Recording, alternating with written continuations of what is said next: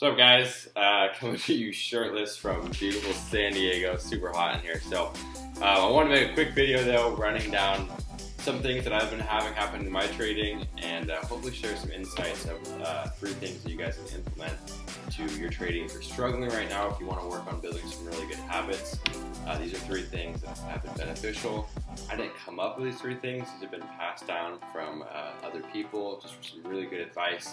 But just recently have I really started to implement these, and I'm seeing the results from it, and it's pretty incredible what implementing these 3 things can do. So, if you have a strategy that's a losing strategy and you haven't done any back testing, well, obviously this isn't going to help you. But if you feel like you have a good strategy, you have a good flow, you know what you're doing in the market, you know what you're looking for, but your trade management is lacking, and your results are just either slightly positive, maybe break even, or maybe negative.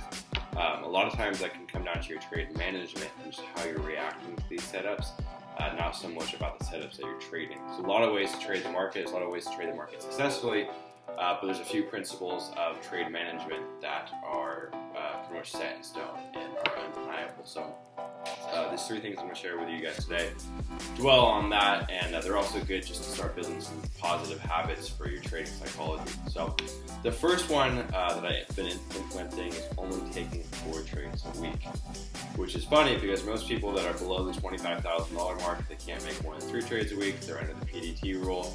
They think that that's what's really holding them back. The irony is that a lot of times it's actually over trading that will hold the trader back, not so much not being able to take enough trades. Now, of course, this depends on your strategy. If you're scalping for very small points here and there, then it doesn't really matter. But if you're trading a slightly higher time frame strategy like I am, where I'm holding anywhere from it could be as short as 5 minutes all the way up to over a day for some of my trades. So somewhere between a day trader, somewhere between a swing trader. Being really selective with my setups, only giving myself opportunities to take the best setups and really adopting the sniper mentality, as I like to call it, for trading will radically change your results. Because what you realize is that you don't have the luxury of just firing at every setup that comes your way. You're waiting for it to come into your scope and have the best setup possible to act on, which is huge. It's really, really important to be selective because there's a lot of noise in the market. If you're not taking the best setups, odds are you're just taking noise. So that's been huge for me. The second thing you guys can implement is understanding that rarely is right now the best time to place a trade. And this is funny because you can see a setup materializing, you see something familiar, you see something that fits into your criteria, and you instantly want to hammer that trade and hop in. The reality is it's a very rare occurrence the market's ready to make its move in any direction right now, right here. So what I've been implementing is either allowing the market to coagulate and make its move and figure out where it wants to go and then go higher, and being a little more, reactive to the setups and letting them confirm before I just jump in. Or on the second side, what you can start doing is putting in orders out there and just walking away. So I see a setup that fits into my criteria. It's materializing. I can put my orders out there. If I get hit, I get hit. And if not, so be it.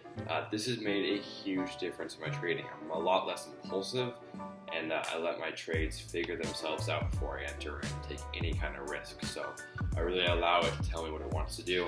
And just understanding that rarely is right now the right time to take a trade is crucial. This, in my opinion, has been the biggest change in my trading. It's just understanding that right now, statistically, is not the right time to take a trade. The best thing to do is put your orders out there if you see something that fits into your criteria, and let the market either take you in, or maybe it doesn't take you at all. And if not, you just wait for the next, perfect setup to pull it up into your scope, following along with that type of mentality. So that's been huge, really, really important. Third one's slightly redundant, but you'd be surprised how many people miss this boat. So this happens on 2 fronts. Is one, having a very defined risk, and as a new trader, I say using a stop loss is crucial. There's no way around it. If you're a little more seasoned, then you can set your risk, and maybe you don't put a hard stop up there. It's just a soft stop. If it gets to that level, you'll take the trade out, or you'll watch how it reacts. But as a new trader, you need to put that order out there, and when you put that order out there, assume that you've already lost on that trade. Accept whatever amount of money that is that you're putting out there as risk. Assume that you've already lost it. Take away any kind of emotional relationship that you have with that money, and let the trade work out. This is huge, huge, huge, huge. I know you guys probably heard this a million times again, but I'm going to be that other guy that just adds it and tells you one more time for the millionth and one time. It's crucial that you have hard risk. So make sure you know what you're risking and accept that risk beforehand. Assume you've already lost that money. Now, on the other end of this, it's also incredibly important to put orders out there. And I call these dream orders. So if I'm in a trade, I usually like to stagger my exits. I don't really like to take my exit all in one go, because rarely does the market just make a move and completely reverse. Usually it's going to make a move, hold a little bit, maybe it's going to dip down, maybe it's going to build some kind of pattern, and then it's going to want to go higher, and vice versa if you're on the short side. So I like to be able to be present for when the extra move happens. And so what I like to do is take some of my trade off when I'm in profit. I can adjust my stop accordingly, and then the rest of the trade I'll put a dream order out. And a dream order out is like the best case scenario, right? Like, what if the market just completely rips up and takes my order out? Which shockingly will happen more than you realize. And if you're not present, as in having an order out there, you will not be able to participate in these moves. So I can put my orders out there. I could be doing housework, I could be doing something else, and sometimes the market will just take me out on that move, and that will be it. So allowing yourself, or really allowing the market to give you a gift, is an incredible thing, and it happens a lot more than people realize. But you have to give yourself the opportunity to win, and that means putting out staggered orders and putting out what I call dream orders.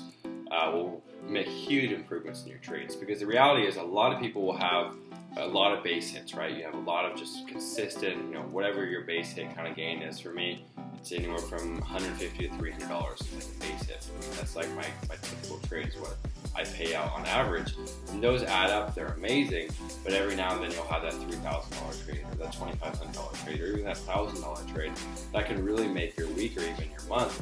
And the only way you can actually get those gains is by putting out these orders and allowing the market to work for you. So understand that the market will provide you gifts many times, as long as you're managing your risk accordingly and putting out orders so you can have the potential to receive that gift. So anyway, guys, super off topic. I haven't made a video in a long time, but I wanted to share my thoughts.